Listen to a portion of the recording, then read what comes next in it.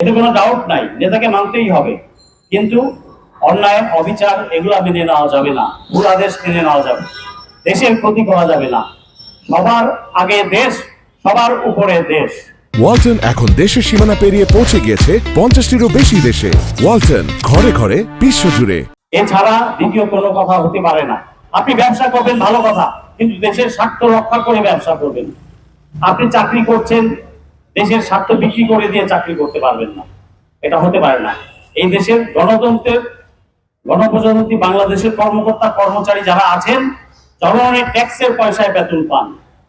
আপনি ট্যাক্সের পয়সা জনগণের সাথে বেইমানি করবেন না ও অন্য দেশের দালালি করবেন না, এমন কোনো পলিসি গ্রহণ করবেন না বা কাজ করবেন না যাতে অন্য কোনো দেশের সেবা দেওয়া হয় নিজের দেশকে বঞ্চিত করে।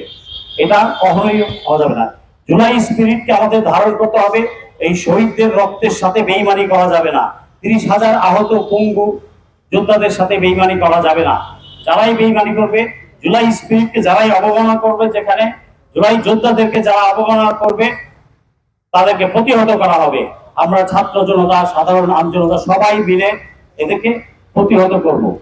শহীদদের কোনোভাবে অমর্যাদা করা যাবে না। ভবিষ্যতে এই ধরনের ফ্যাসিবাদী কোনো অনুষ্ঠান আমরা দেখতে চাই না। সরকারের গাফিলতি বা দুর্বলতা আমরা দেখতে চাই না। এ ব্যাপারে আমি সরকারকে অনুরোধ করব, আমাদের গোয়েন্দা বাহিনীগুলোকে অনুরোধ করব, পুলিশকে অনুরোধ করব, ভবিষ্যতে আরো যেন সতর্ক থাকেন আপনারা, যাতে দেশটাকে কেউ অশান্ত করতে না পারে।